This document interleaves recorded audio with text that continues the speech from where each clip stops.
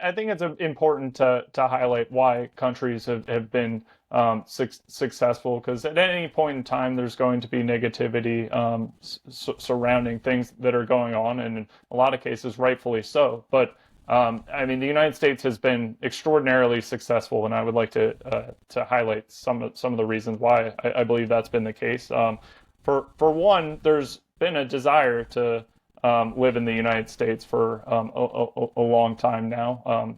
To what degree that will be the case in the future, I'm not sure. But it certainly in the last 50 years, people have wanted to live here, and I hope that continues to be the case.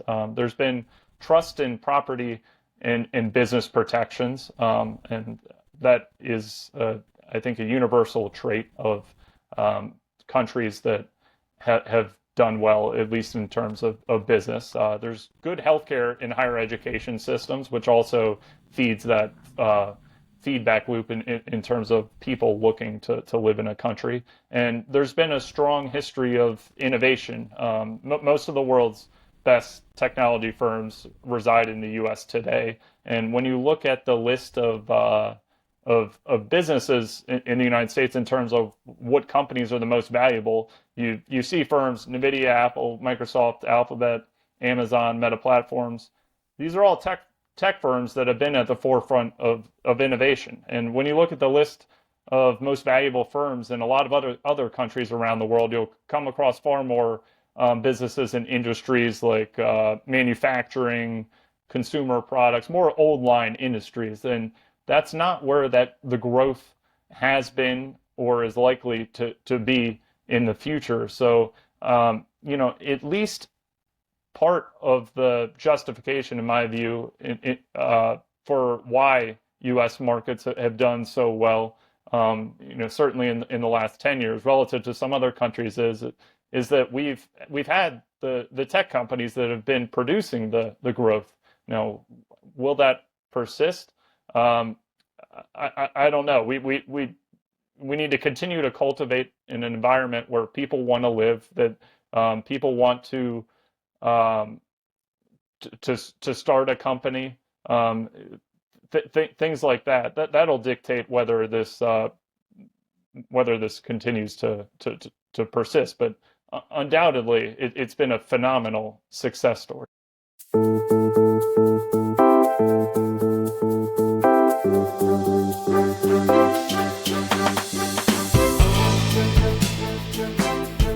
Welcome to Talking Billions. We talk about big ideas, big inspirations, big topics. We take on the hardest topic of all, money. How to make it, save it, keep it. But our conversations lead us to an even bigger question, what it means to live a rich life beyond money. My guests share their practices, principles, and evergreen wisdom. I'm your host, Bogumil Baranowski, author, TEDx speaker, and investment advisor to wealth creators with patient capital and an infinite investment horizon. I work with families and individuals who aspire to grow wealth over a lifetime and generations through disciplined, thoughtful investments in durable quality businesses while giving money meaning. Join me on this quest to unearth and share the wisdom of the ages. Let me share with you the podcast program disclosure statement. Blue Infinitas Capital LLC is a registered investment advisor, and the opinions expressed by the firm's employees and podcast guests on the show are their own and do not reflect the opinions of Blue Infinitas Capital. All the statements and opinions expressed are based upon information considered reliable, although it should not be relied upon as such. Any statements or opinions are subject to change without notice. The information presented is for educational purposes only and does not intend to make an offer or solicitation for the sale or purchase of any specific securities, investments, or investment strategies. Investments involve risk and, unless otherwise stated, are not guaranteed. The information expressed does not take into account your specific situation or objectives and is not intended as recommendations appropriate for any individual. Listeners are encouraged to seek advice from a qualified tax, legal, or investment advisor to determine whether any information presented may be suitable for their specific situation. Past performance is not indicative of future performance. None of what you're about to hear is investment advice. My guest today is Brendan Hughes. He's an investor, an analyst, and author. He has more than a decade of industry experience in investments and public finance. For the last several years, Brendan has worked for Lafayette Investments, where he manages a portion of the $800 million in assets under management, primarily for high net worth individuals. He's the author of 2 books, Markets in Chaos and The Wandering Investor. Brendan was on the show, and I highly recommend discovering that episode before you get started. Brendan, so nice to see you. How are you? I'm doing great. Thanks for having me on the show again, and I look forward to the conversation. Well, last time we talked about the chaos and crises around the world, and I feel like this conversation will build on what we talked about and will zoom in on some of the areas that I think require more exploration. And I know that you've given a lot of those topics a lot more thought since we spoke and since the book came out. So I'm very curious what's new on your mind. I want to jump right in, and I'd love for you to walk us through where you stand when it comes to government debt. Big topic right off the bat. Yeah, and this is a big topic, and it's been in the headlines a lot. And the incoming U.S. administration is saying that they're going to do some things on cutting spending. But I wanted to revisit 1971, and I know we talked about this previously, but in order to understand where we are today, we really need to rehash that, because in 1971, that was when the U.S. severed the link between the dollar and gold. And in the roughly 50-year period following the severance of the link between the dollar and gold, U.S. national debt soared 70-fold. And that is very similar to what we've seen happen in other countries, and really what has always happened when we've had this unusual period where all money has been unbacked by some form of hard asset such as gold. There's been a loss of monetary accountability, and that's similar to what we've seen in periods when this has happened before. Really, what is different this time is that the whole world has been under this unique experiment where we've all been. It's been over a 50-year experiment. I think the jury is still out as to how all of this will end. But I hope that we do some things to shore up the balance sheet, because it is a balance sheet. I mean, it's different than a corporate one in that governments like the U.S., particularly since the United States has a reserve currency, we can print more money. So that's an important difference. But if that continues in perpetuity, we have some pretty severe consequences, just judging by history. And so going back to the global financial crisis, central banks experimented with these ultra easy monetary policies that they said they said they believed would stimulate growth, but that's not really what happened. We had a slow level of growth following the global financial crisis, but we did have a boom in the markets for assets, particularly stocks, housing, and some other asset classes. And that is often not picked up in inflation metrics, but that type of inflation has been going on for a long time. It doesn't feed through to consumer price inflation, but we have had asset price inflation going on for really dating back to the financial crisis. And that was really kicked off by the really low interest rates, and that typically does boost the market for assets, because if you have interest rates are earning nothing, people are going to put their money in anything but something that's earning nothing, and that's what people did this time as well. And I don't think that the state of government balance sheets, in the U.S. and many other countries, is sustainable. We do have this development that's been going on for the last 50 years that is a structural headwind, and that is that mandatory spending, which includes things like Social Security and Medicare. In 1970, that was 30% of the government budget, and as of 2019, it was 61% of federal spending, and that was before we started to see this this rise in interest rates. And I use a statistic from Stanley Druckenmiller, who estimated that at a 10-year interest rate of 5%, not too far from where we are now, the U.S. would be spending 30% of the annual GDP just to service the debt, and that's aside from things like defense, Social Security, and Medicare. So we have mandatory spending and interest payments soaking up a big part of the federal budget, and similar things are happening in other countries. So bringing us full circle, where does that leave us in terms of the ballooning deficits? Well, countries have to do one of a few things, some combination of raising taxes, which is nearly always very unpopular, and printing more money. And I leave aside somewhat the cutting of expenses, because that even though the incoming administration is talking a lot about it, we rarely do much in the way of cutting expenses, because once you give something, once you give something to someone, it's really hard to take that away. Now, I know we're talking about doing things like cutting out some government agencies and such, but on the whole, cutting a lot of expenses is really hard to do. I don't know if you saw a few years ago, but when in France, when they raised the retirement age by like 1 year or something like that, there were riots in the streets and such. So, and that I think had to be done.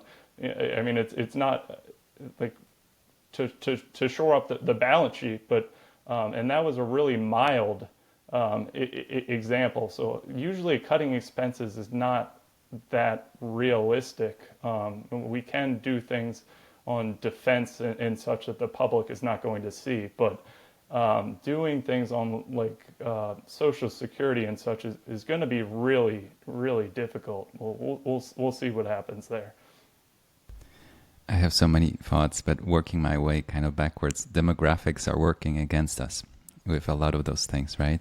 And it gets tricky to maneuver when you have an aging population that wants more than it can offer back to the shared pool when it comes to tax revenue. And when you talk about government debt, and I want to come back in a second to some sort of a metric that would show the audience how big it is. But before that, historically, the idea was that you run deficits in certain years and you have a surplus in the other years. That was the idea 100-some years ago when Keynes was talking about the government helping out the economy in tougher years. People forgot that. And the US actually had a surplus maybe a year or two in the 90s. And I do remember articles that said, can you imagine the United States with no public debt? Because if we run a surplus for a long period of time, eventually all the debt will be retired, not by the Fed, but actually by the tax revenue, which is something that hasn't happened. And then it's a phenomenon that's global, and it's not just the US. I think it has a different extent in different places. So back to the size of it, what's the right metric to look at it to imagine how big it is? Because the numbers in terms of trillions, it's very hard to imagine, but is it relative to GDP, relative to other metrics that would show the audience how big of a problem it is? Yeah, I don't know if there's any one metric to focus on, but I think looking at it tied to metrics like how fast the economy is growing, GDP would make the most sense. If you just Google like debt relative to GDP, that's usually one of the trackers that people focus on. Like, I mean, not long ago, it was pretty unusual for countries to have a debt to GDP running at 100%, but now you have a lot of countries running well over that. Historically, any country that was borrowing a lot ran into a problem because they were borrowing in another currency. And usually it's the dollar, because it's easier, there's more capital available. So you would have countries in South America, in Asia, in Europe at different points in time borrow in dollars. And then when their economy slows down, the exchange rate works against them and they're not in a position to pay it off. And obviously the tax revenue drops, the inflow of the dollar to the economy shrinks and they are in trouble. And I think Argentina holds a record of some sort in terms of defaults.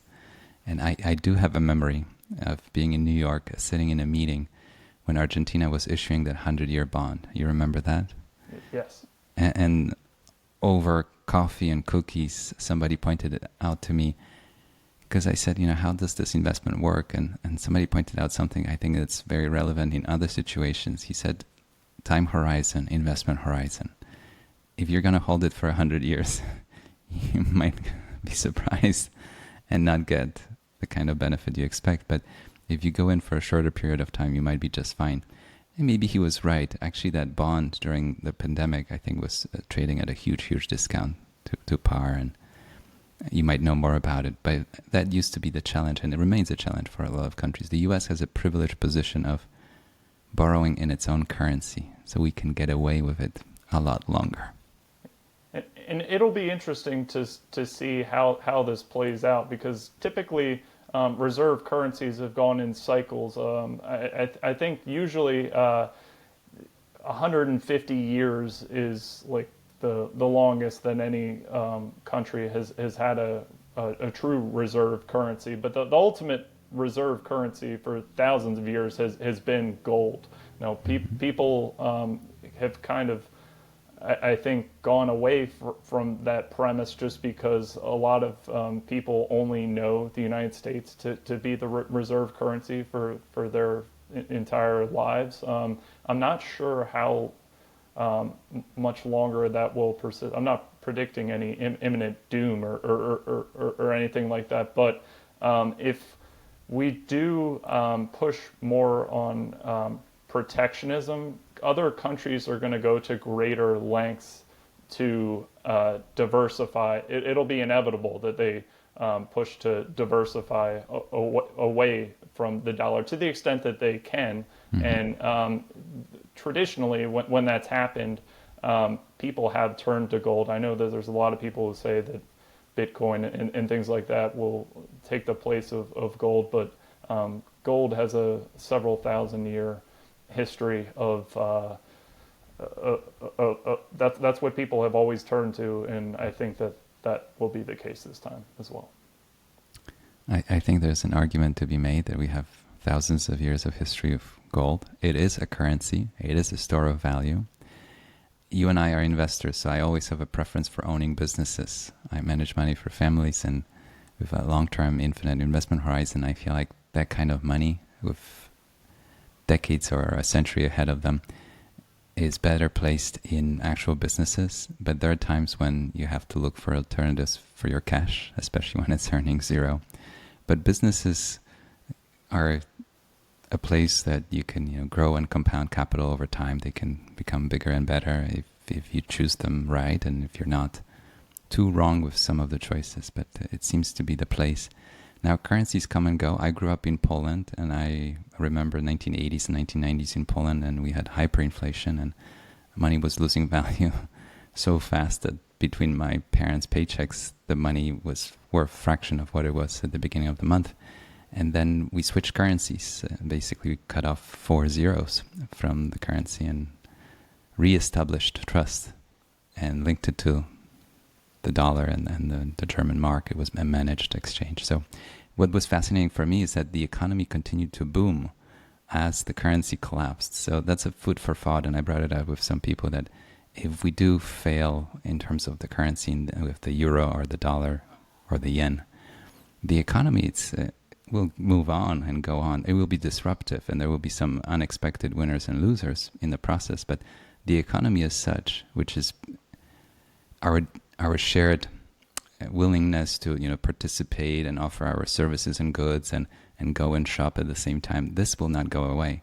Which currency we're going to operate in, as countries today are learning, Venezuela is one of them, you operate in the currency that other people trust. If it's not your home currency, it will be something else. In worst case, it will be barter. I'll buy your goods for my goods, and that's how the system operates. Brendan, I want to take us around the globe a little bit, and I'm curious about China and Japan. And some people might not be paying attention, but you see some parallels between the two. And demographics might be one, but there are certain bubbles and other things happening, including deflation maybe, that could prove that there are parallels between the two stories. Yes, and thank you very, very much for bringing that up, Bogomil. And I covered the what I think is an epic stock market and property bubble in Japan in the 1980s in my book, Markets in Chaos. And I'll just rehash a few points about that because some consider what happened in Japan to be the greatest market bubble in history as measured by total market capitalization impact and recovery time. It's hard to like for U.S. investors to understand, but it was only this past year that the Japanese stock market surpassed levels seen in 1989. So just I mean, U.S. investors have gotten used to seeing these fantastic returns, and I hope that continues. But you can have situations where a developed market like Japan goes over 30 years without seeing returns. I think you do have to err on the side of caution because that can happen. And I like to point out a few, I think, just oddball things that happened in Japan at the height of that bubble. And that was one being the Imperial Palace, which is the residence of the Emperor of Japan, was worth more than the entire state of California at the peak of that bubble. So crazy things were happening, and just a high level valuation metric that some people might be interested in. The Japanese stock market at one point peaked with a PE ratio of over 60. So at least where we are today in terms of U.S. equities, we're not approaching those levels, but we can get to this a little bit more later. We do have far more adjustments to earnings now than we used to. So I would like to see someone do an in-depth study on what the true earnings metrics are. But yeah, we'll get to that in a bit. So leading up to the lost decade in Japan in the 1980s, but it really should be called the lost decades because bonds and equities in the country earned nothing for over 30 years. Many were saying that Japan would one day overtake the U.S. in terms of the economy, and that hasn't happened up until this time. And now tying in where we are today with China, there were many years of export-led growth for China, similar to Japan, leading up to their market bubble. So that was stimulating the economy, and then ultimately things turned, and you had a property bubble that imploded in both scenarios. And after the property bubbles blew up, you had periods of deflation. So what we don't know yet in terms of the deflation that we've seen recently in China is how long it will persist. Now, Japan's deflation persisted for several decades. The jury's still out on how long it will last, but I want to touch upon a few different types of deflation because not all are equal. What we saw with Japan and what we are seeing recently with China is demand-driven deflation. And this is very different from deflation we've seen in the U.S. in different periods. In the 2010s, we weren't seeing deflation, but we were seeing low levels of inflation, and also in the U.S. During what's called the Long Depression in the 1870s. That was a deflationary period. These periods of deflation were supply-side deflation. Basically, we had an increase in the number of goods and products, and that was leading to either low levels of inflation or deflation. And this is very different from the deflationary forces we saw in Japan in the 1980s and recently in China. This is demand-driven deflation, and this is far more dangerous. This is when consumers and businesses just say we're not going to invest. They're making a bet that $1 tomorrow is going to be worth more than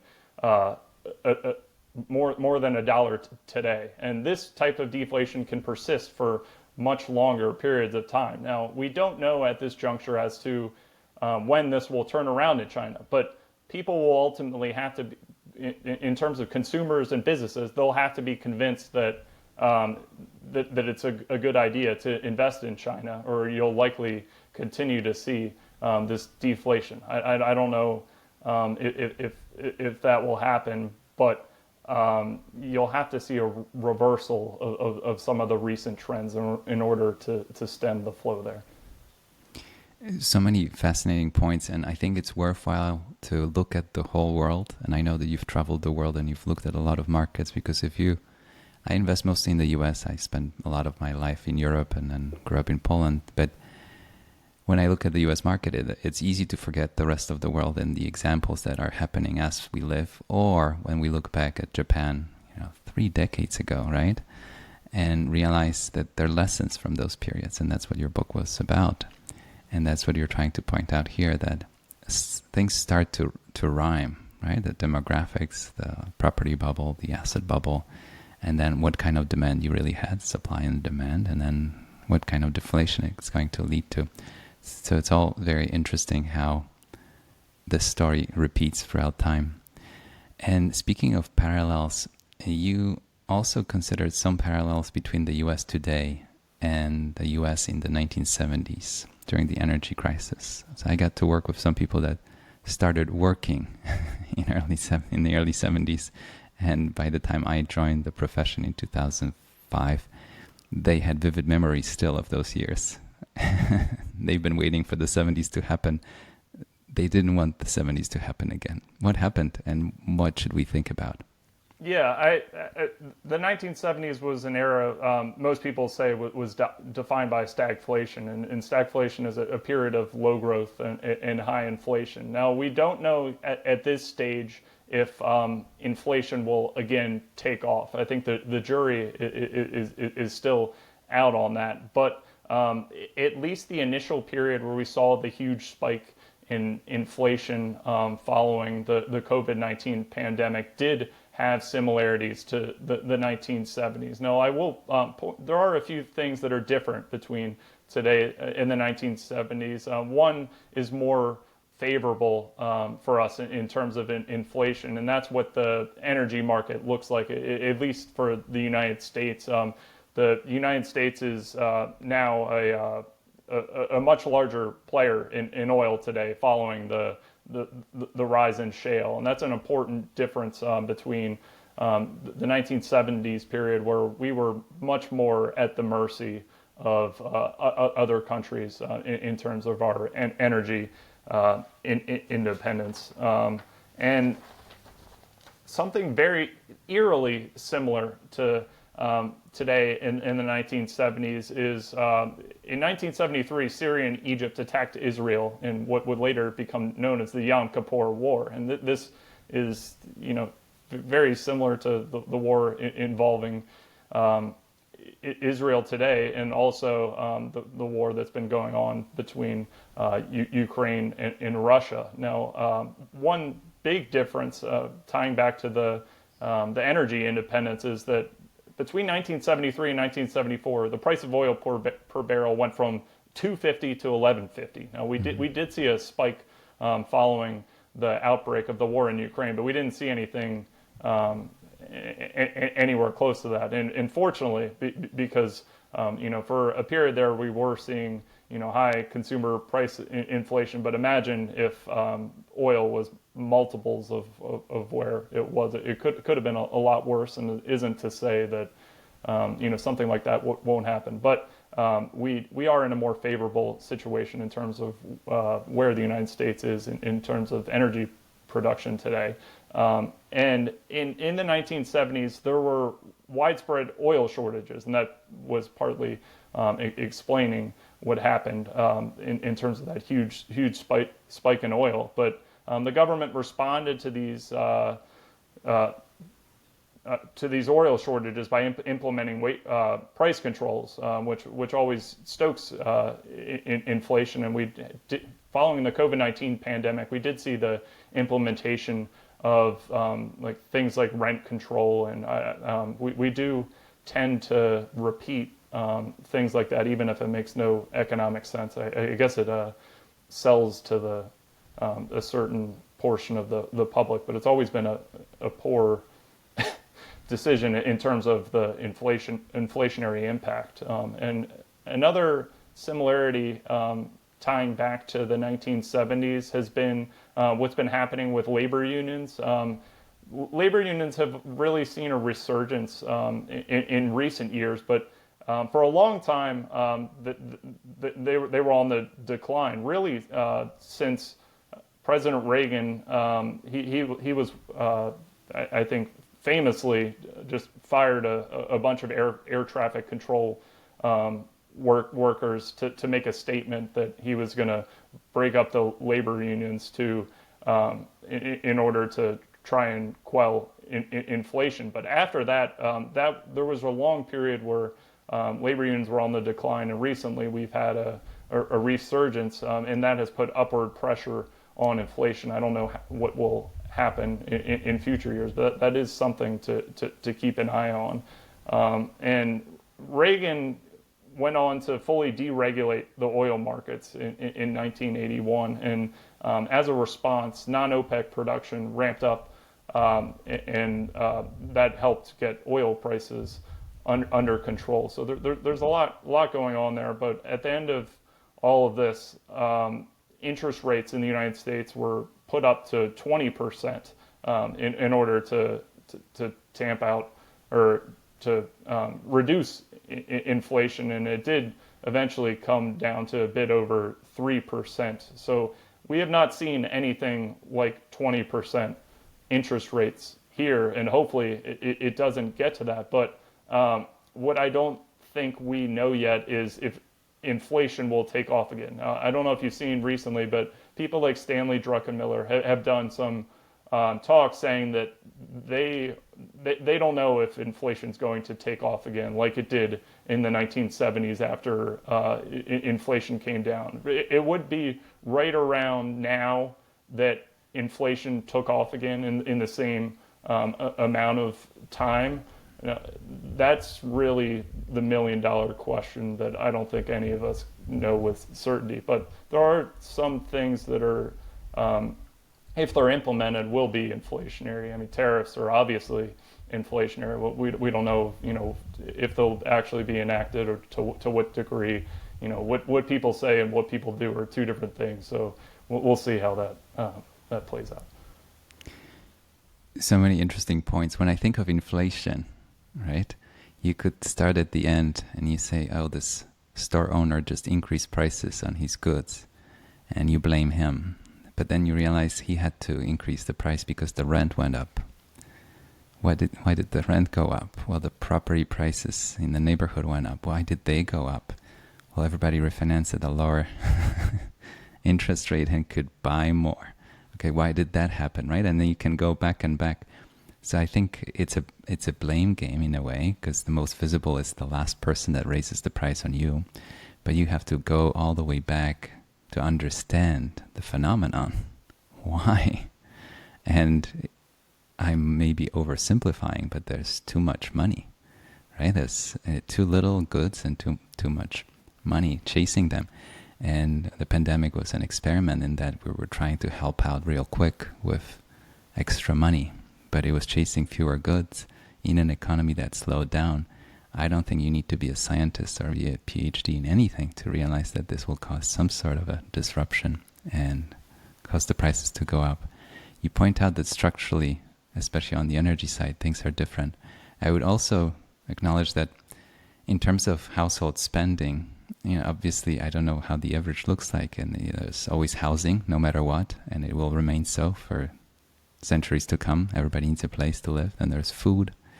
But then we spend money on all kinds of other services. These days, healthcare is quite expensive, and education and other expenses. And some of them are more staples and more discretionary in nature. And we notice this business by business when I read earnings calls, and I realize, oh, this is much more discretionary than the investors might have thought. And people say no, they don't want to spend the extra money on something.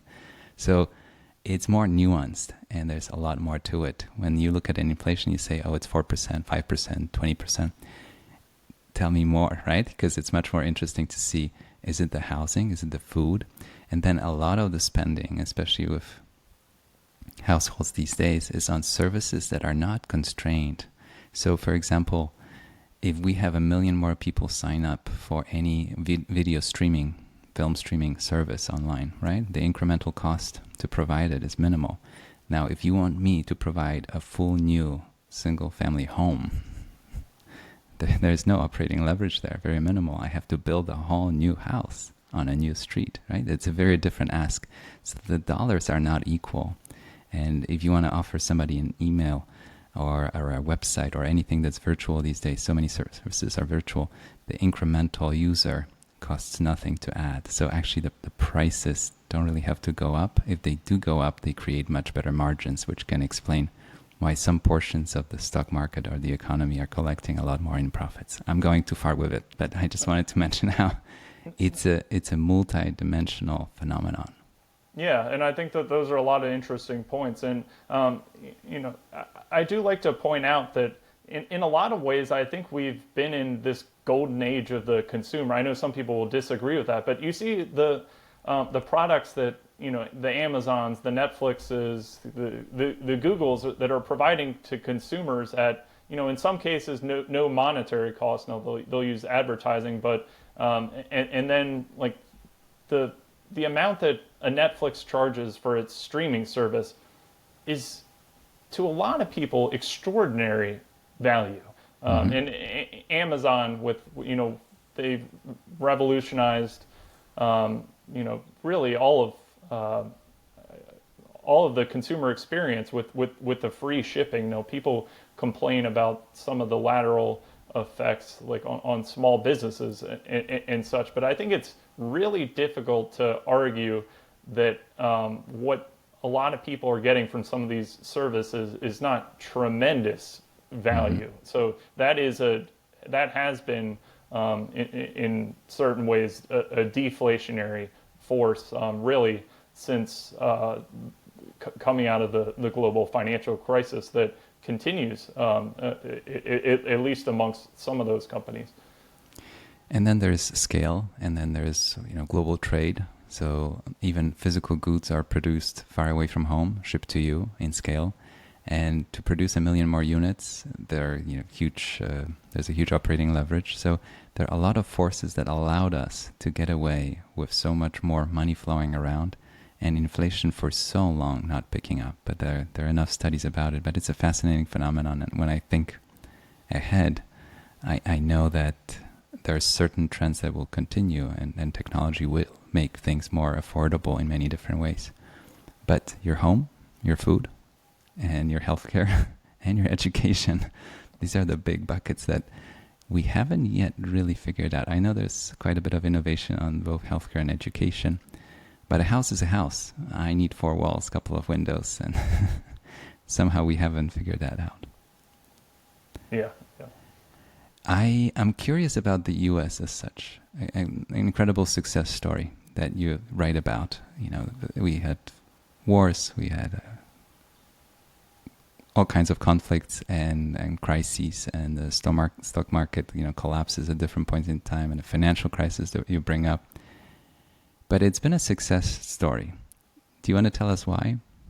Yeah, I think it's important to highlight why countries have been successful, because at any point in time there's going to be negativity surrounding things that are going on, and in a lot of cases rightfully so. But the United States has been extraordinarily successful, and I would like to highlight some of the reasons why I believe that's been the case. For one, there's been a desire to live in the United States for a long time now. To what degree that will be the case in the future, I'm not sure. But it certainly in the last 50 years, people have wanted to live here, and I hope that continues to be the case.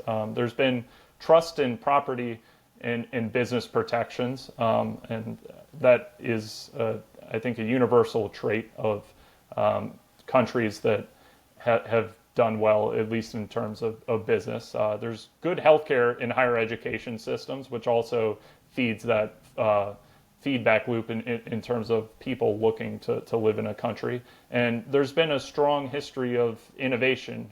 Most of the world's best technology firms reside in the U.S. today. And when you look at the list of businesses in the United States in terms of what companies are the most valuable, you see firms, NVIDIA, Apple, Microsoft, Alphabet, Amazon, Meta Platforms.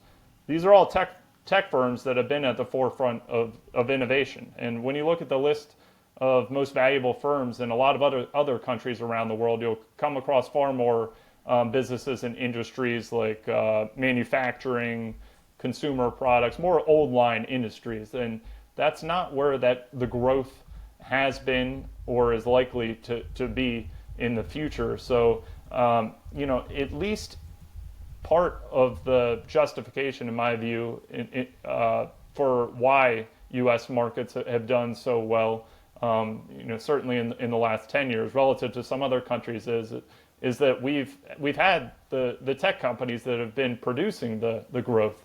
Now, will that persist? I don't know. We need to continue to cultivate in an environment where people want to live, that people want to start a company, things like that. That'll dictate whether this continues to persist. But undoubtedly, it's been a phenomenal success story. A perfect setting on so many levels, between two oceans, right, with friendly neighbors, then incredible resources. We talked about energy, how the U.S. became independent on that front, a huge change since the 70s. Then property rights, which is something that's invisible. It's almost like air. You don't talk about it until you don't have it. And in the U.S., we don't talk about it. I grew up in Poland. Poland went through a massive transformation, and property rights were reestablished after a long pause during communism. And once you have something you didn't have before, even if it's so intangible, you grow to respect the fact that it's yours. It's your home.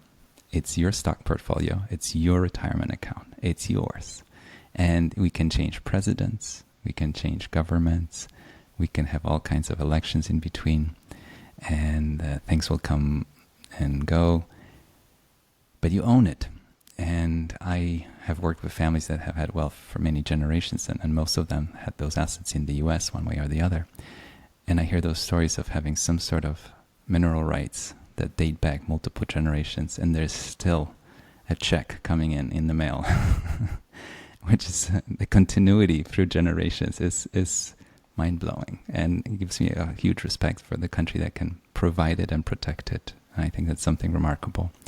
And then, as you said, it's been a magnet of talent, capital, opportunities.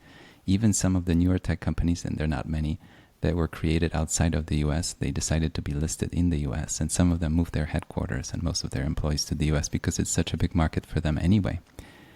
And then I think the other intangible thing is this spirit of, I can try, it's okay to fail, I'll keep learning, and I can get compensated for the work that I do. My ideas are worth something. I own them. I can sell them to whoever I want. And these are all very intangible things, but they're building blocks of a long-term success. When I think of a family fortune like the ones I manage, I'm thinking about the next 100 years, and I'm thinking about wealth creation. And you pointed it out, how all those newer companies are created here.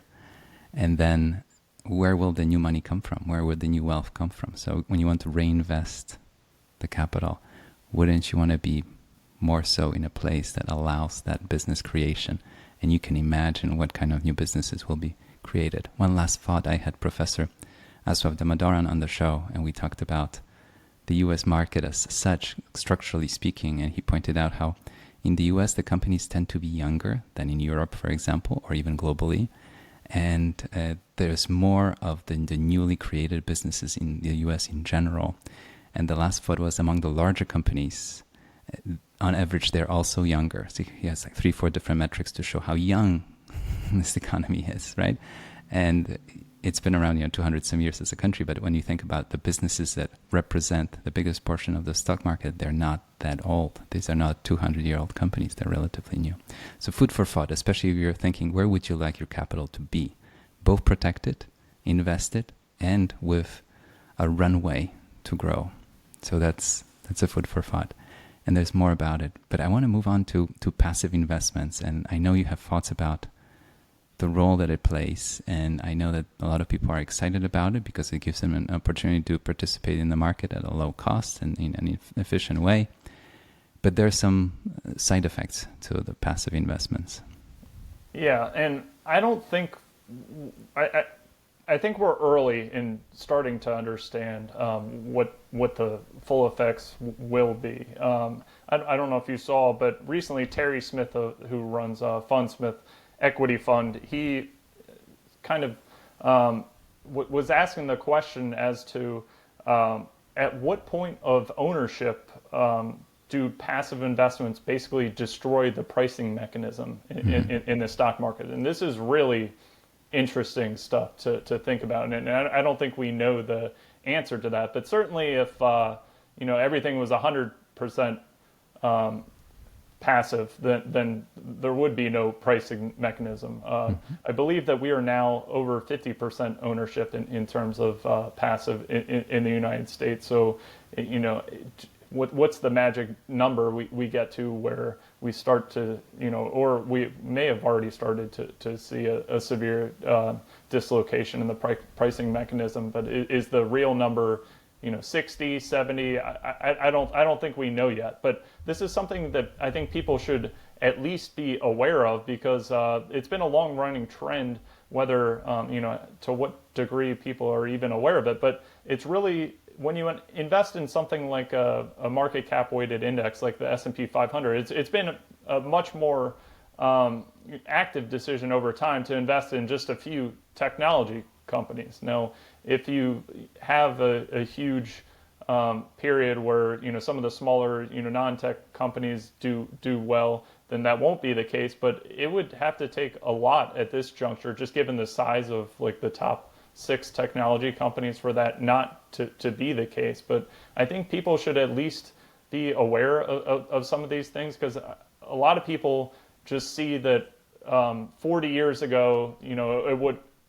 it was the right decision for a lot of people to just put their money into an S&P 500 equivalent and have done nothing. But I don't know that to what degree that will be the case in the future. I think we need to understand more about what's going on with passive ownership, how it's affecting the pricing and such. I think it's certainly something that needs to be monitored and people need to be aware of. Because remember, in investing, when too many people do anything, what was once a great idea eventually becomes a poor one. That's true in anything in investing.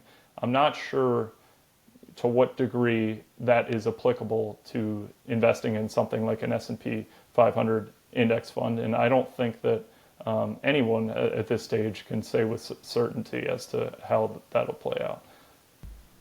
Well, I want to bring up that even Jack Bogle, that's the father of passive investing, pointed out that, and I'm paraphrasing here, I'm sure somebody will do a better job, that passive investing basically piggybacks on active investing.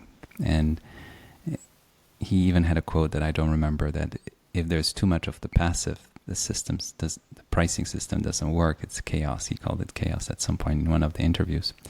So the idea, I think, is really good, because it means that I'd like to be an owner of businesses. That's what I do as an investor. Let's say I don't want to do the work, or I don't want somebody to do the work for me actively, or I have little capital, and I can put a small amount into a collection of businesses that are in an index, which is, by the way, man-made. It's made up, it's not God-given. I think people forget it, but an index is man-made and moves around and is changed by a committee. And either way, you get to participate at a very low cost with a minimum amount of money.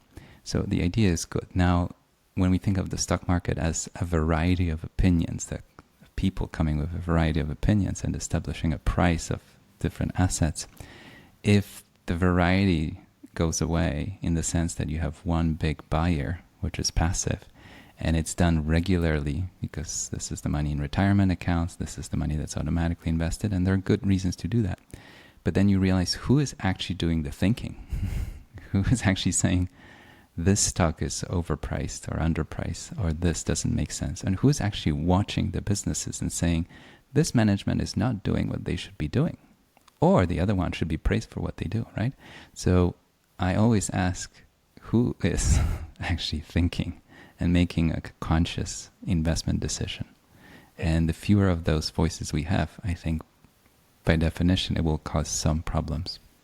Those are great points, Bogomil. And I don't know, like, to what extent people, at least, people that are not in finance, also understand that a few institutions are responsible for, all of these things related to passive. So only a couple companies are dictating how the indices are working. So that's another layer that's going on behind the scenes. Yeah, I think it's a fascinating topic, and we have to be aware of it, even as active investors, that there is this phenomenon happening. And speaking of that, you talk about those large stock swings that happen after earnings. And I've been doing it for 20 years, and I'm used to seeing those. But I feel like these days, I would call them gap downs, when you have a large market cap stock that drops 20% in a day after an earnings release. In a world where companies report quarterly, there's an ongoing news flow, those companies go to events, they talk about what's going on, and suddenly have a 20% daily gap down in a liquid, large market cap. It gets my attention, and I'm sure I'm not the only one. Yeah, it definitely can make your heart accelerate, I think, more than it used to. And there is some data to support that, what we're seeing is not just in our imagination. I saw a recent report that showed that the average one-day post-earnings move is now 4.6%, which is up from the 10-year average of 3.7%. So that's a pretty big difference. And I also have gotten accustomed to just seeing companies move 20% after an earnings report. And I think that we're really in the early stages of trying to understand what's going on. But I do believe that developments such as the rise of passive investing, the increase in high frequency options, I think that's playing into it. To what extent, I don't think we quite understand, but I think certainly that type of activity is exacerbating these huge moves that sometimes they disappear like a few weeks later. That also makes me think that those types of irregular trading that's not being done by a human is at play, because you can see a stock decline 15-20%, and then a few weeks later you look up and it's back to where it was. That also leads me to believe a lot of it is not having to do with humans sitting there saying, oh, this was just awful, it's 20%, it should be worth 20% less than it was yesterday. But I think a lateral thing that I think people should be thinking about that's related to this is, how do we define risk? And I think I saw Howard Marks' comment on this recently, and I completely agree with the line of thinking. But risk, even as defined by organizations such as the CFA Institute, is often defined in terms of volatility, which is often captured by beta. But even if when you're looking at volatility, you can either have upside volatility or downside volatility. So to say that something is risky because it shoots up in price is outrageous, because should be throwing a party if that happens, or something like that. That you wouldn't consider that risky if you're holding a stock at $1 and then they discover some new drug or something like that, and it goes up to 10. That would not be defined as risk in the real world. It might be a short-term volatility, but it's not risky. So if you are thinking about risk in terms of volatility, you should at least be looking at the downside volatility. But even that, just because a stock is moving around, I don't define that as risky. I define risk in terms of the risk of permanent impairment when looking at an individual security. And when you're looking at more of a portfolio, the risk that I guess it does poorly over time, but it has not much to do at all with volatility, other than that if you're not good with dealing volatility and then you go and sell shares because it's declined in value because it was volatile. Now that would be realized risk, but to the extent that you're not doing anything about the volatility, that wouldn't be risk, at least how I define it. I agree. Volatility is not risk in my book. When I think of investing, I see it as ownership of businesses. I'd like to own businesses, and I'd like to own the better businesses. And they tend to be priced higher. And if a lot of people recognize their quality, their uniqueness, they're priced high. Now, then I think of competition. Who am I up against? Other people with capital. They want to own those businesses, even if they want to own them for 5 minutes, right? I want to own them for years, maybe open-endedly, forever. But then if I realize what we spoke about, that some people are just not paying attention, then I realize maybe the competition is not as pronounced as I thought.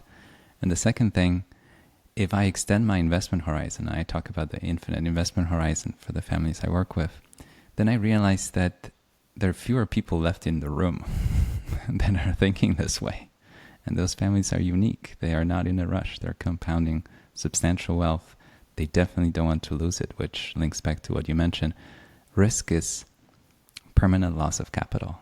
I bought something for $100. I was absolutely wrong. It's worth 12 at best, and I have to recognize the loss. And it's gone. It doesn't matter if it happened in 1 drop or 2 drops or 5 drops. It doesn't matter. I paid 100. It's worth 12. End of the story. Yeah, that's a loss to me. And volatility doesn't capture the story. You mentioned the upside and the downside, different kinds of volatility.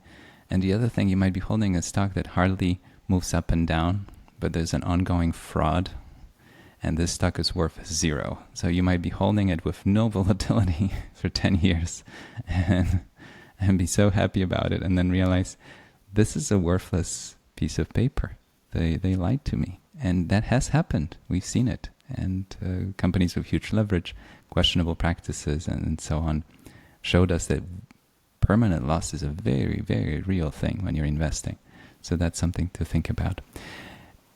Brendan, I want to ask you about some of the things that are on people's minds when they think about investing, which is political developments. We just had the elections. I don't want to hear specifics, but just as a phenomenon. We have wars that you brought up that are happening as we speak. There's government debt that we started with. And I'm thinking about the impact and how you think that has some sort of plays a role in how you think about asset allocation. How do you navigate that territory? Yeah, the first thing I would like to note is that in general, for most people, it's a bad idea to try and attempt to time equity markets, because what we see time and time again is that people are really bad at doing that. What they end up doing is buying high, selling low. COVID happens, then they sell all their stocks, then we have a rebound, then they're buying in, and that tends to destroy a lot of investors' returns over time. And I like to note what I think is just a fascinating statistic that I think is a microcosm of this development, and that is a study that was done by Fidelity Investments. And Peter Lynch's Magellan Fund ran what is unquestionably one of the most successful investment vehicles of all time. The Magellan Fund averaged an astonishing 29% return per year from 1977 to 1990. Yet, during this period of historic returns, the average investor in the fund lost money. So that tells us that they were doing exactly what we were talking about. The Magellan Fund had a bad run. Investors were selling. Then it went on a heater, which it frequently did, and people were buying in, and that kept happening, and that's what people usually do. So regardless of if there's a war, if government debt is looking shaky, most people should not attempt to try and time equity markets, even though a lot of that's going on. But that isn't to say that studying these things is not important, and I can note a couple examples. So if a government goes from having like strong business protections to all of a sudden the state is taking over assets from the private sector, well, in that instance, you're probably going to have less appetite for investing in that country. And this is something that happens. Hopefully that doesn't happen in the United States, but this has happened many times in other places. So if you were completely oblivious to this happening, you might lose your shirt. So that is one example. And also, if you see governments spending beyond their means, like many governments have done recently, you can either assume that inflation will be higher, growth will be lower in the future, or some combination of the two. So if that's the case, you may be less willing to pay a higher multiple for cash flows of a given company if you see that going on. And now we have seen that going on, and you do see a lot of highly valued companies recently. We'll see how that plays out, but it isn't in some cases being factored in. So I think the monitoring of macro developments is more useful when thinking about the types of investments you want to be in, or where you want to invest from an asset class perspective, as opposed to jumping in and out of equities or something like that. Like another example would be if it appears like there's a decent chance that there's structurally high rates of inflation, you may want to be leaning more towards companies with higher pricing power. You might do that anyways. It might be your core focus, saying I only want companies that have really high switching costs. But you may say this is more important than would be otherwise if it's likely that we're just going to have structurally high inflation. It's so fascinating, and it brings back memories of March 2020. And as I was reading your book, I thought about that period a lot. I remember the financial crisis and I remember the internet bubble, but I thought that the March of 2020 was different. Maybe because the panics were piling up and I was working with people and I knew people that have experienced one crisis and another one, and it was their third. And I took calls from people that I have great respect for who just emotionally couldn't take it in March of 2020. Now we look back and there was a bull market that followed and we moved on, we forgot. But I remember those calls from very smart people managing other people's money, and they were telling me how they just can't take it. And if this takes another decade to recoup those losses that we're seeing in March of 2020, they don't want to wait.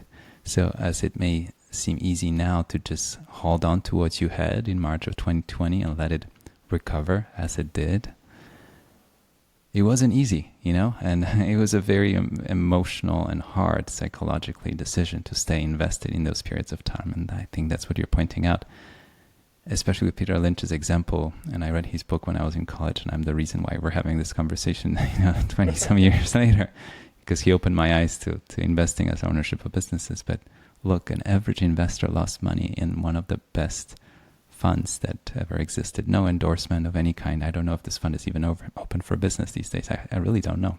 But either way, just as a historical case study, incredible record, but an average investor failed to benefit from what Peter Lynch has done for them over those 13 years. Food for thought. I want to ask you about corporate earnings, and you kind of hinted on the topic. And I guess the question would be around the state and the quality of earnings these days, thinking about cash flows and earnings. Yeah, so I would like to start by noting something, that it's a popular opinion that all earnings arrive in cash, which is not the case at all.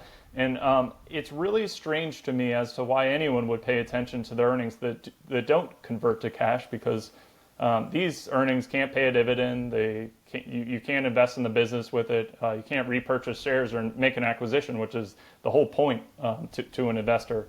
So I don't know why people don't focus either exclusively on cash flows or much more so on cash flows than earnings. But I don't know. I think 70 years ago someone decided that that this is the way it should be, and things have just persisted ever since then. But over the years, we've seen more of a divergence in terms of this development of adjusted earnings. And I would like to see some more in-depth studies on the exact numbers, because I just see more of it happening all the time. Common adjustments to earnings include things like stock-based compensation that most companies do now, but that's an ongoing expense for a lot of companies. So I reject that. And the adjustments, at least from what I've seen, have just gotten a lot more aggressive. And that leads me to believe that average valuations for, a lot of people looking at PE, they're much higher than the headline figures that we're seeing. So if you see a statistic saying that the average PE of U.S. equities is 25, I don't think that that's capturing the exact, because it's not correlating to cash flows like what I'm seeing. So an investor can cut through a lot of this by just looking at the cash flow production over time as opposed to earnings, which I think makes a lot more sense.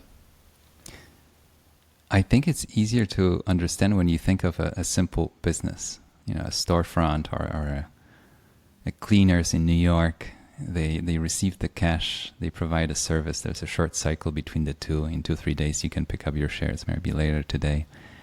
Now, when you have a more elaborate business, it gets much more complicated. You provide the service now, but you get the cash later. You provide the service, you hope to get paid. You sometimes don't, right? So the timing between the recognition of the revenue and the profit and the actual cash arriving is different. And it can be separated by months and sometimes quarters, right? So it creates a much more nuanced picture. Now, there are some businesses that collect the cash up front, provide the service later. That's something that's a nice position to be in, but it's something to also to pay attention to. How does the cash work? And when I think of analyzing a business, I look at all the statements and I notice how a lot of reports, and I don't read Wall Street reports anymore, I used to, that have, the big stamp on it, buy, sell, hold, and it's a small snippet of the business focused on the next earnings, and it's 25 cents or 26 cents, and everybody's excited that they'll get it exactly right. To me, it's meaningless, because in a massive business that operates in 150 countries with 20 product lines and 50,000 employees, it's almost like moon landing that you're going to say that this is down to a penny. We don't know. And anybody that has ever owned a business or even ran a lemonade stand, you can tell how much flexibility you have. You can invest in the next table for your lemonade stand or not. And here your capex doubles or it gets cut in half. I mean, you have a million different ways to maneuver year to year. And postpone some expenses or speed them, accelerate them. So anyways, that's a food for thought. And I like this idea of look at the cash. And if the cash arrives at a reasonable pace and it's sort of somewhat in line with your earnings, that gives me a lot more comfort than a company that somehow is draining the cash position that they have and is showing me all those earnings that I'm yet to see. And we've seen problems with it. So it's something worth paying attention. When you analyze the business, and you really want to analyze the business, read all three statements. They talk to each other. Brendan, I want to ask you about consumer staples. And it's a sector that's close to my heart in a way, because I've owned many of the consumer staples over the years. They're stable businesses. They usually pay dividends. In my mind, in a certain portfolio, there's room for them. And it's no recommendation. Everybody has to do their own research. But as businesses, they're comfortable to own. But you see a certain phenomenon that I'm sure you have more to share about, that certain seemingly tech companies of today look more like consumer staples than a traditional consumer staple business. Why is that? What's going on? Yeah, and I think this is an interesting topic, and thank you very much for the question again, Bogumo. I believe that companies such as Amazon and Netflix that are technically classified as technology companies, they now in a lot of ways behave more like what a lot of people view as being a traditional consumer staple as compared to a Nestle or one of those packaged food companies. And I'll just highlight a few reasons for that line of thinking. So you take companies like Amazon and Netflix, and these types of tech companies, they have products that have very high switching costs. There aren't many people that are not going to, say, have a Netflix as their anchor TV service or buy products from an Amazon on an ongoing basis, or use Google, even though from a business perspective, their revenues are more tied to advertising, which is not a consumer staple. But these really, no matter what's going on with the economy, people are much more likely to use like Amazon services or Netflix services as compared to a company like Nestle. And the reason that this happens is like a consumer staples company like a Nestle, they may provide a service such as food or drinks that are necessary regardless of what's going on. Even if you have a war, you have to eat and drink. That's just it's something that everyone's going to do. But that doesn't mean that you have to purchase things from any one packaged food company. The reality is that I have much higher confidence that people even in a steep downturn, people are going to like subscribe to a Netflix service or buy from an Amazon relative to a customer saying, I absolutely have to have DiGiorno pizza, or I need to buy San Pellegrino water. Like those types of things, they have lower switching costs. Like I mean, I think that showed through in the numbers. And when I Googled what is a consumer staple, this is what came up as a definition. A consumer staple is a product that is essential for daily life and that people are unlikely to cut from their budget regardless of their financial situation or the economy. So by definition, to me, the companies such as an Amazon or Netflix, tying back to that definition, more closely align with that than a lot of the consumer packaged food companies. That's just something that I think has been a long-running trend that is persisting. So, for the benefit of the audience, any of the stocks mentioned are no recommendation to your own research. And I think it's obvious there are case studies here. But you're looking at a fascinating phenomenon. So the definition of a consumer staple is something that people will buy no matter what. The household income dropped, or maybe it's gone for a couple of months, and they still have to buy those things, right?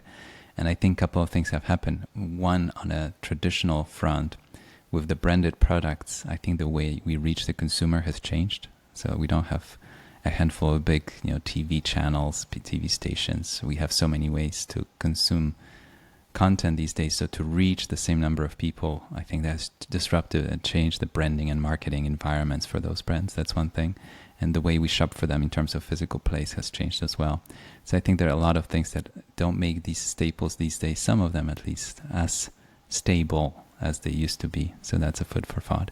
On the other hand, on the tech side, some of the companies that traditionally you would say, oh, it's tech, so it's probably cyclical, finicky, with buyers coming and going and new innovation coming and disrupting things. We actually realized that these companies took the place in our households. And we talked about inflation and different buckets we spend money on. But even if you can't go on an international trip this summer, you still want your streaming service in your house so you can enjoy some of the evenings when you're done with work or school or whatever it is, right? So you won't cut it. And you might downgrade the sparkling water that you mentioned from this to the other because you realize I don't really need the top of the line product. But you will still use the streaming service and a couple of other things because they're so important to you. So it's really fascinating to study consumer behavior and how it evolves and changes and how different types of spending have a different place in our budget, but also psychologically, how much we need it or not. Brendan, I want to ask you about a big phenomenon which really fuels the whole idea of investing, which is saving. I know you have some advice for listeners in terms of saving money. How do we go about it so that we have a little bit more left at the end of the month, at the end of the year? Yeah, from what I've seen, I think for a lot of people, it's helpful to automate the process as much as possible. I've noticed that people that have a higher degree of automation in terms of doing things like taking it from their salary or just automating the savings process in general tend to accrue a much higher savings amount than people that do not.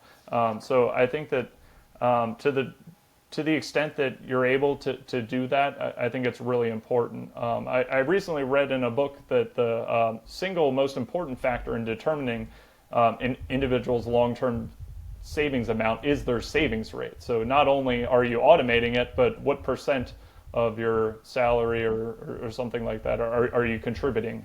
Because for most people, it's not how much money you make, but how much are you saving? It doesn't do you any good in terms of wealth accumulation if you're making $1 million if you are going out and buying Ferraris or something like that.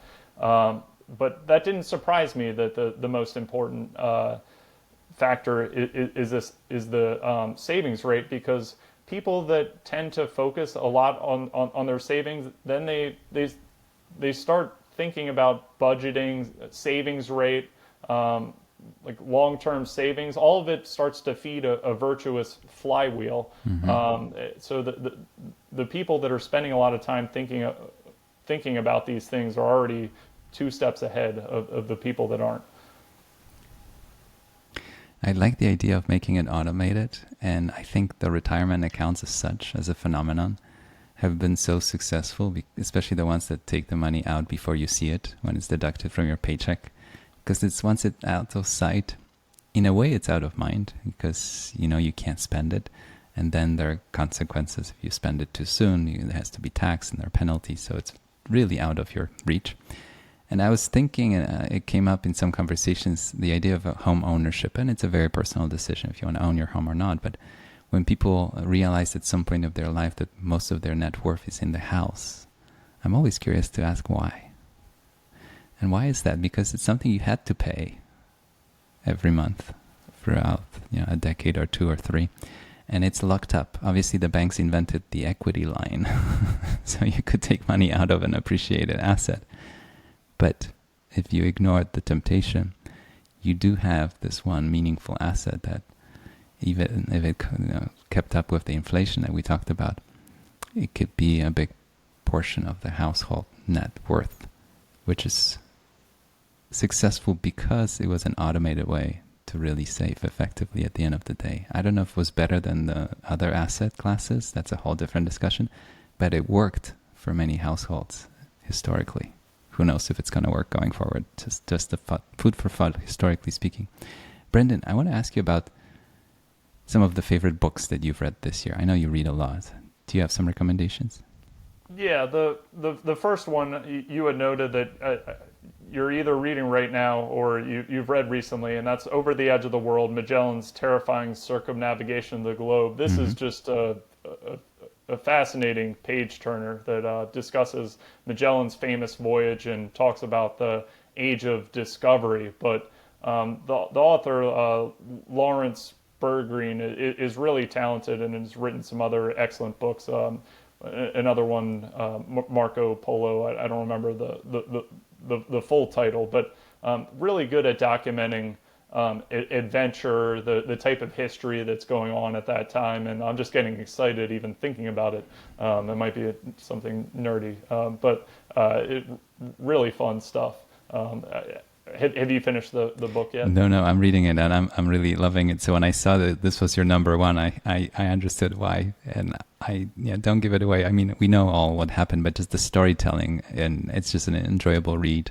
And the age of discovery, like when you really think about it, we didn't know what's on the other side of the ocean. We didn't know how long it takes, and the kind of vessels that they used to travel at the time. It just expands your imagination, how we take for granted that you buy a plane ticket and you go somewhere. It took a lot more, and you didn't know if you're going to come back, and many of them did not come back from those trips. Yeah, it was a phenomenal book. The second one I would like to highlight is much more dry. It's not a real adventure, but Retirement Planning Guidebook, Navigating the Important Decisions for Retirement Success. It's by Wade, I don't know how to pronounce his last name, Pfau, but this is a really useful book for people thinking about retirement planning, taxes, things like that. I think that this should be in everyone's library, and I don't have any, I don't know the author or anything like that. I just think it's a useful tool for anyone looking to learn more about retirement savings. I think especially advisors, just as a reference tool, it should be on everyone's shelf. And the last one I wanted to highlight is Martin Luther, the man who rediscovered God and changed the world, and not because of any religious affiliation or anything like that. I'm not pushing any religion here, but I think this book is really important. I think the author really did a good job tying together the history of Martin Luther, the history of the Catholic and Protestant churches, and talked about the revolution that Martin Luther led, and a lot of where we are today ties back to some of the things that happened at this time. So I think that this is also a really important book, and just as a generalization, I do like to read about the most significant figures in history, and Martin Luther is obviously on the short list of significant figures, and really was what's arguably the first modern celebrity, because this came not long after the printing press. So he was one of the first people that people actually knew what he looked like, other than were immediately around him. Just thinking about stuff like that is fascinating. It was a very interesting period in human history. And you brought up printing, and as I was listening to you, I was going to say that it was possible what he did because of printing to a large extent, to spread ideas. We take it for granted these days. I talked to somebody, Paul Podolsky, who wrote a book about money recently, and how he traveled to Russia in 1990 as a journalist, and he was sending a telegram to his father back home to say, "I arrived, I'm okay." And when we think of communication these days, and the minute you arrive, you send your parents a photo where you are, and and they know where you are the minute you land. Back then, this was the only telegram he sent the rest of the summer when he was in Russia as a journalist. So it's fascinating how news and information used to travel and how it travels today. Better or worse, I don't know. Just a thought that it's a different framework in terms of, if I have an idea, how many people can hear it today. I know that people are listening to this podcast in 158 countries, 158 countries. So I don't know if I could list with one breath 158 countries. But speaking of countries, I know you like to travel, and it's my last question for the day. But could you talk about a few lesser known destinations that our listeners might want to hear about from what you've seen?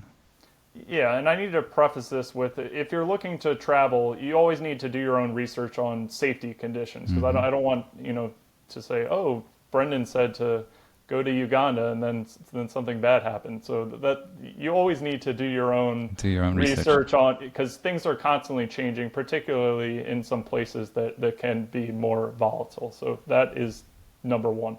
But I have been to Uganda, which I think is a fascinating place for a few reasons. The first being the wildlife there is extraordinary, and it comes without a lot of the tourists that are present in many African counterparts. So along with some of the, I guess what are viewed as the favorites in a lot of African countries, such as lions, giraffes, zebras, elephants, and so on.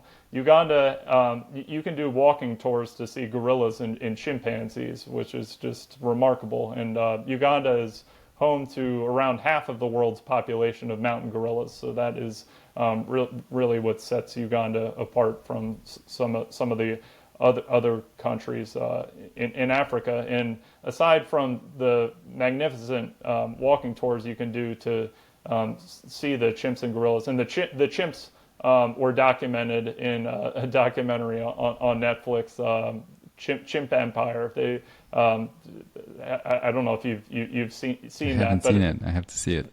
that was filmed in Uganda. Wow. Now that they got in that documentary, they got into some of the clashes that the chimps had. But if you do go on a walking tour, you go and see the families that are accustomed to being around humans, and it's a really interesting experience. And also the other parks, they have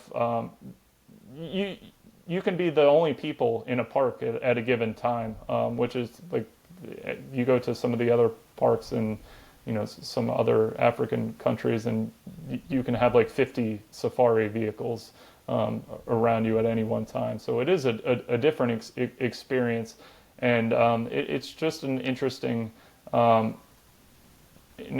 really interesting place to visit. It is one of the, it is a poor country, but everyone is really nice.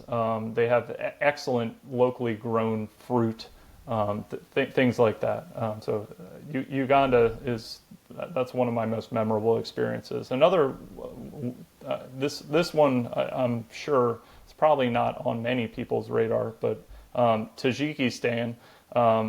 It's located in Central Asia. Tajikistan is over 90% mountains, and the country has a lot of natural beauty. It's a really unique feeling, like, because in Tajikistan they don't have a lot of hotels like in the countryside. So what you do is you stay with a local family, like, and you can stay in like a lake village where they rely on like herding animals to make a living. So you can stay in like a local village that's completely self-sufficient, that's only like 30 huts. It's just a really strange and unusual experience relative to what a lot of people in the United States are accustomed to. And they do have, like, the capital city, Dushanbe, is a lot more way more modern than many would probably think. And it's an interesting experience for a lot of people from the Western world.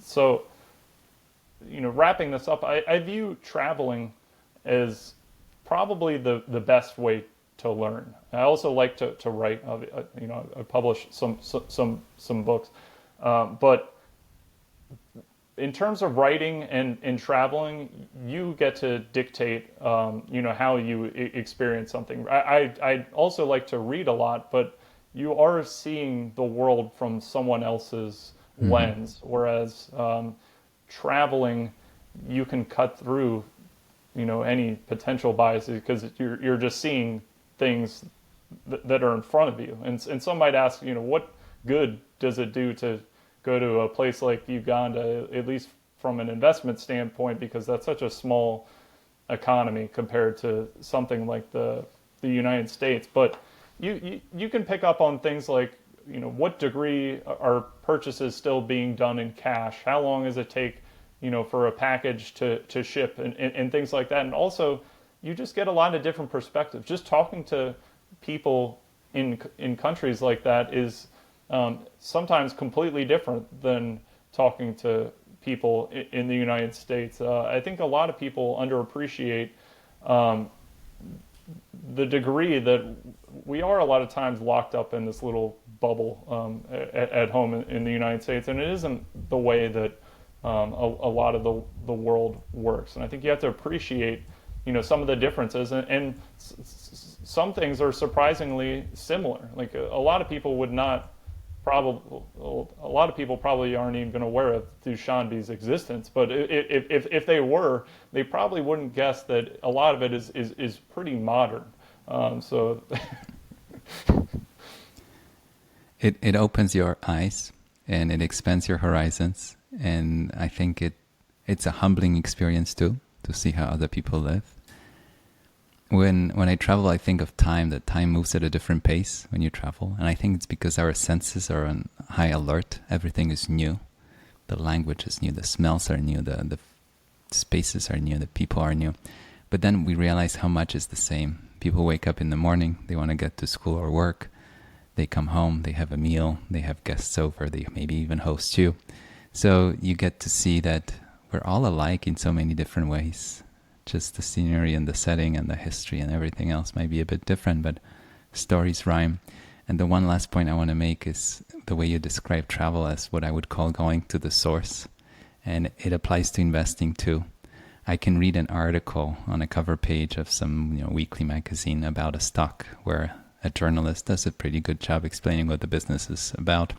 Or I can go all the steps of layers deeper, pull up an annual report, which, by the way, speaking of passive investing, I think fewer and fewer people actually do, and read what the business tells you about their operations and everything else. Then look up the filings and look up the statements that we talked about and do the work. How about leave the house and go to the store and see how they treat the customer? Grab a coffee or something and just watch how they operate. So you'll have a better feeling not just for the CEO that you see on TV, but also for the everyday employee that's treating the customer this way or the other way. And you and I know that the success of a business lies in all those little things. And Phil Fisher was one of the people that would go around and ask about the business just to get a feel for it beyond what's even in the annual report. Food for thought, but I think travel is just a wonderful way to enhance our way of learning and understanding the world around us. And we come back home richer in so many different ways. Brendan, this was such a wonderful conversation. I really appreciate your time. I highly recommend the previous episode and your books to the audience, and I'm looking forward to many more conversations like this. So thank you so much for today. Thank you very much for having me, Bogum. I really enjoyed the conversation. And I'm looking forward to seeing you in Omaha again, I hope. Yes, yeah, absolutely. Most likely. All right. Thank you so much, Brendan. You were listening to Talking Billions. We talk about big ideas, big inspirations, big topics. We take on the hardest subject of all, money. But our conversations lead us to an even bigger question: what it means to live a rich life beyond money. If you enjoyed the show, please take a moment and follow, subscribe, rate, and share with friends and family. We rely on word of mouth to promote the show. One click for you means the world to us.